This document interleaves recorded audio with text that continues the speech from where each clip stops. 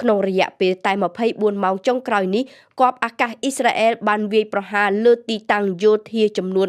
140ចំណុចដែលមានទម្រង់ជារចនាសម្ព័ន្ធយោធានេះបើតាមសេចក្តីប្រកាសរបស់ក្រមអ៊ីស្រាអែលហើយជាសរុបមានមនុស្សយ៉ាងហោចណាស់77នាក់បានស្លាប់គិតត្រឹមព្រឹកថ្ងៃអាទិត្យទី28កញ្ញានិងក្នុងរយៈពេលតែ48ម៉ោងនេះបើតាមតុល្យការផ្ដល់ដោយក្រសួងសុខាភិបាលហ្គាហ្សាដោយឲ្យសញ្ញាបន្ថែមទៀតថាមានពលរដ្ឋជាច្រើនសិបនាក់កំពុងដង្ហើយរកអាហារទាំងអស់សង្ឃឹម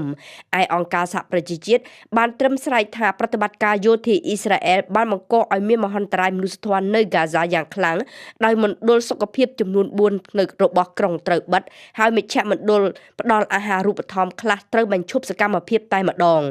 សូមរំលឹកថាប្រតិបត្តិការជើងគោកវាយចូលក្រុងហ្គាហ្សាបានចាប់ផ្ដើមតាំងតែពីថ្ងៃទី16កញ្ញាមកដោយមានការបាញ់ប្រហារផ្លូវអាកាសបន្ថែមយ៉ាងសន្ធប់